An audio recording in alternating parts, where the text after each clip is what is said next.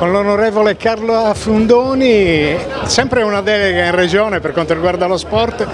Una grande kermesse, quella che vede protagonista Alghero, protagonista l'Algher Sport nelle figure dei suoi rappresentanti, ma soprattutto quella macchina da guerra che si chiama Danilo Russo. Sì, è un grande piacere anche essere qui anche stasera, porto i saluti del Consiglio regionale della Sardegna, ringrazio la Federazione Italiana Nuoto nella sua componente sarda con il suo appunto importantissimo rappresentante Danilo Russo. È un grandissimo piacere e un grandissimo evento, il secondo nel nord-ovest della Sardegna dopo la Coppa del Mondo in acque libere a Golfo Aranci, quindi un evento importante per il nostro territorio che si rimette in vetrina con grandissimi campioni. E abbiamo anche l'opportunità di farci conoscere in giro per il mondo ove ce ne fosse bisogno, perché chiaramente qua si cerca anche di focalizzare l'attenzione sul fatto che questo impianto natatorio potrebbe diventare realmente la culla, no? Per quanto riguarda la nostra nazionale, ne abbiamo parlato anche col presidente nazionale,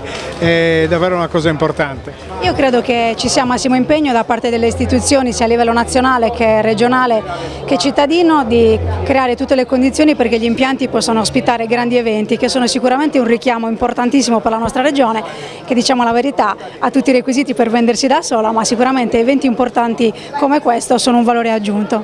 Grazie, buon lavoro onorevole. Grazie a voi.